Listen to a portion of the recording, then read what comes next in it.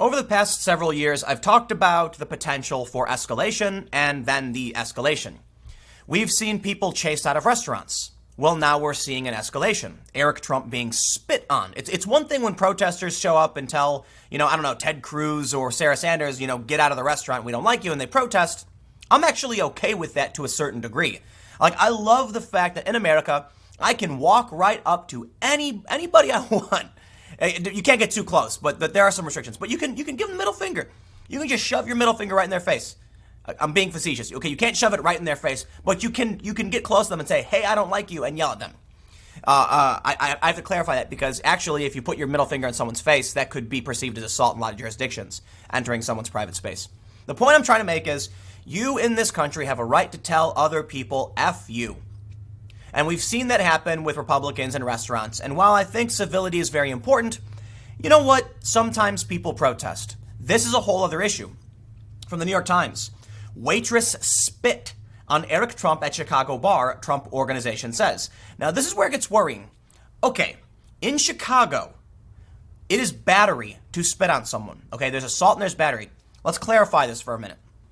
In New York, my understanding is that, like New York City, to be charged with assault, you have to actually cause harm. Meaning, like, if you hit somebody and there's, like, let's say you walk up to somebody and, like, give them a light tap on the shoulder. The cops are probably going to say that's not assault. If you actually whack them really hard and they're like, it hurts, then the cops are going to say that's assault, right?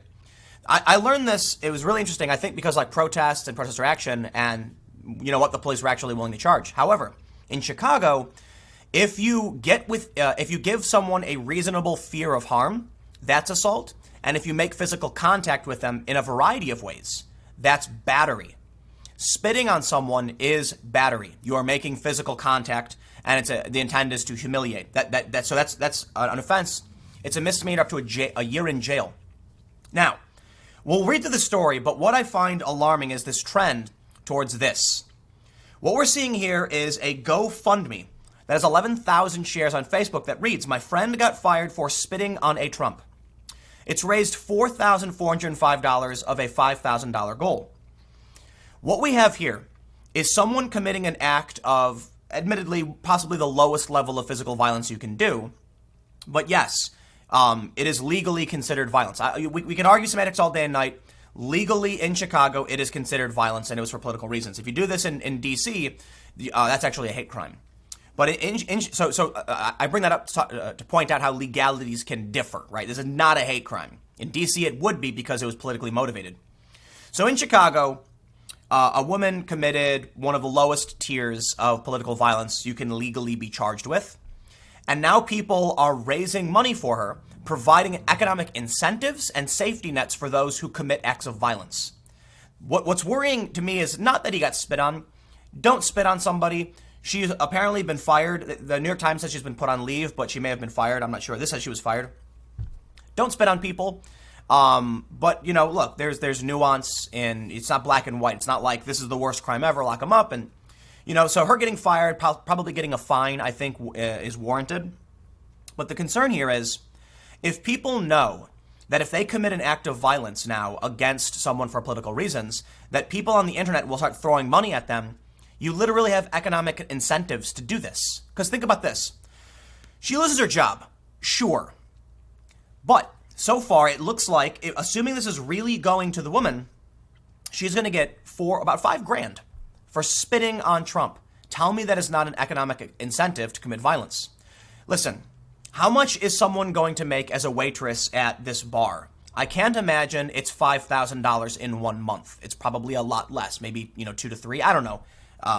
It depends on how tips can be, right? So maybe it's a good bar. There's certainly some restaurants where you can make a ton of money and servers can make a ton of money. So I don't know what the average servers is going to make, but this is $5,000. I mean, that's a safety net so that she can go and find work and carry on, which means today, if you decide to escalate tensions and commit an act of violence against somebody, what are we seeing? There's enough people on the internet that will fund your behavior, that will provide for your defense. And I'll throw this back to Trump, too. Because Trump said at a rally something to the effect of, like, hit that guy, I'll pay your legal defense. He had to walk those statements back. Because that, it's not starting here. You had the president campaigning on, I'll pay your legal defense or whatever. So it's escalation, period. I'm not making this video to point to, the left or the right specifically and say, like, who's responsible for it. It was Eric Trump getting spit on in this instance. He's not getting punched. He got spit on. It's annoying, to wipe it off, and it's gross. And maybe someone's got a disease or something, so, But in the end, he got spit on. He's going to walk away from it okay.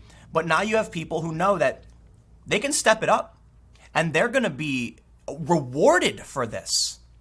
This is one of the most alarming things I think we'll see in ongoing escalation, not just from Trump. Because look, Trump did walk back those statements. So there's a line between Trump saying stupid things like, I can't remember exactly what he said, but it was something to the effect of, I'll pay your legal fees. And then he had to walk it back later. Like, don't, we got to be civil. That's de-escalation. That's being like, that was a mistake to say that, we've got to walk that back. It was bad for him. It was trouble for him. But this is different. There's no face behind this. This is literally, there's no one to walk anything back. There's no statements to be made. There's just literally the effect. You do this, and people online will give you money. The GoFundMe reads, my friend allegedly spat on Eric Trump and got fired. That's what happens when we bring the crises from our neighborhoods to the people causing/getting rich off those cities. I want to make sure she's good to go until she finds a new job and that she won't have to worry about paying any legal fees, etc. Throw down to support this young badass, who wasn't going to let some, can I say jagoff, bully get away with his nonsense. What did he do? He was eating food? Like, I can't imagine he did anything to warrant getting spat on. It's just somebody who's gone nuts with Trump derangement syndrome. We're trying to keep her anonymous for now, to keep her and her family safe. So you're not going to find her name here. This stuff might all blow up, or her name might get leaked or whatever. So this page might disappear. Stay tuned on other social media to keep tabs on what's happening. So just as a point of reference, I pulled up a ChicagoCriminalLawyer.com just to show you. It says, knowledgeable Chicago defense attorney can help you know what you need to expect in a battery case. Battery is a general term that is often misunderstood. Most people assume that in order to be charged with battery, they have to come into direct physical contact with another person. But under Illinois state law, battery also includes any case where someone caused bodily harm to another individual, even if they never came into direct contact. Examples of battery with no direct contact include spitting on someone, throwing a bucket of mop water, throwing a drink in their face. Examples of simple battery where there is physical contact include punching, hitting, etc., etc. You get the point. Pushing somebody, grabbing someone's closed hair. I wanted to highlight the spitting thing. So I can tell you that under Illinois state law, this is considered beyond assault, right? Assault is when, my understanding, okay, I could be wrong, in Illinois, if you make someone reasonably afraid. So if you run full speed at someone and get close and then stop, that's considered assault. If you put your hand in someone's face, that is considered assault. It really does depend, but that can be, what happened. So actually, let's read a little bit from the story to see what happened anyway. The point of this video is not the nitty-gritty of what happened with Eric Trump, but specifically about how people are going to fund this behavior. They say a Chicago waitress was placed on leave after Eric Trump accused her of spitting on him while he was having dinner on Tuesday night. An official with the Trump Organization, where Mr. Trump is an executive vice president, said the woman who spit on him was immediately handcuffed and detained by the Secret Service and the Chicago police. She was released after about 2 hours when Mr. Trump decided not to press charges. Spot on. Bravo, Mr. Trump. I believe that was the right decision to make. There's no reason, in my opinion, to pursue this. As much as it would be emotionally satisfying, I think we're at a time where we could do with some de-escalation, and we can be adults. Look, if someone spat on me, I'd be upset and I'd walk away from it. I think it's the adult thing to do. We don't want to become whiny, litigious, but I'll tell you what, if Trump spat on her, she'd press charges in a heartbeat. So there's something about taking the high road on this one. Walk away, enough, we're done. She lost her job, congratulations. You protest, well, that's what you get. We actually have a photo here. Mary Ann Ahern from NBC says police presence outside aviary after alleged incident between an employee and Eric Trump around 8:03. They say the episode on Tuesday at the aviary, an upscale cocktail bar. Okay, so I'll say it's an upscale cocktail bar. The woman probably makes a decent amount of money. Just west of downtown was not the first time someone close to President Trump has reported harassment while in public. New York Times, this is not harassment. This is actually battery. this direct physical, it's beyond assault. They talk about protesters shouting shame at Kirstjen Nielsen. I'm okay with that. I am. You know what? People are going to yell at you. Welcome to being an adult and welcome to being a public figure. I think it's really funny that they complain that people are mean to them on the internet and then they show up in real life and you start yelling at people. It's like, yeah, you know what? We're adults here. They say Eric Trump in an interview with Breitbart described being spit on as purely a disgusting act by somebody who clearly has emotional problems and appeared to tie it to Democratic opposition to his father's presidency.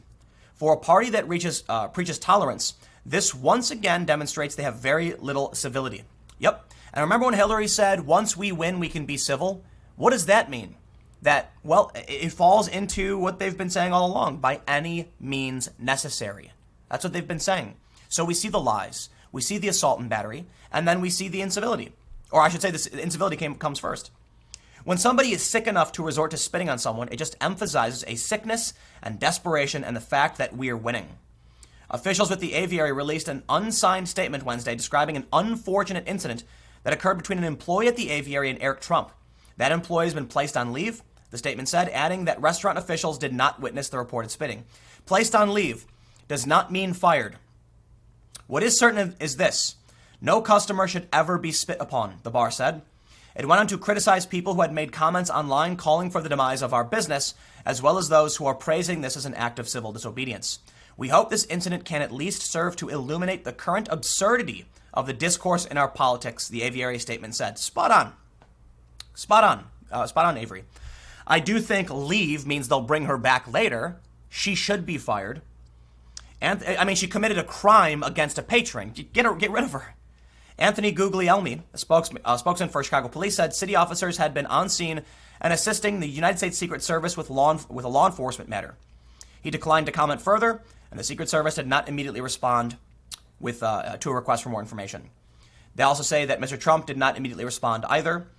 However, he did post photos of Trump Tower in Chicago, and I think that's all we really need to talk about. They say the United States Attorney's Office in Chicago said federal charges were not expected in this case. An official with the county prosecutor's office said the incident was an ongoing police investigation and declined to comment. The Trump family has long had a strained relationship with Chicago, yada, yada, you get the point. So that's what happened with Eric. He got spat on. I really don't think it's that big of a deal. What I wanted to point out specifically for this story, and let me know what you think. Comment below, let me know what you think. People will commit these crimes, and they'll make money doing it. They've raised $4,405 from 276 people. That's not a lot of people. There are millions of people who really don't like Trump. The resistance is decently large. Let's say every one of Rachel Maddow's diehard viewers who watch every night, which is about 2 million, would be willing to give someone money if they physically attacked a Republican or a Trump or something like that. Not all of them would. I'm sure a lot of them don't like Trump but would never resort to this or condone it. But let's say even 10%. Now you've got, 200,000 people willing to throw money at someone for doing something like this? In this instance, the woman is going to be taken care of. She committed a physical act of violence, albeit very low level, I get it, against Eric Trump, and now she's going to cash out $5,000. Probably more. And I'll say this too, I admit it, I understand providing publicity for this will likely result in, more money going towards them, because I'm sure there's people who watch my content. But look, it's got 11,000 shares. This is viral enough. I'm really worried that, when 2020 lights up, when we actually get into campaign season next year, throughout the 2016 campaign, people were running around attacking Trump supporters. I kid you not, lighting hats on fire. I watched an elderly couple get knocked to the ground. They're emboldened.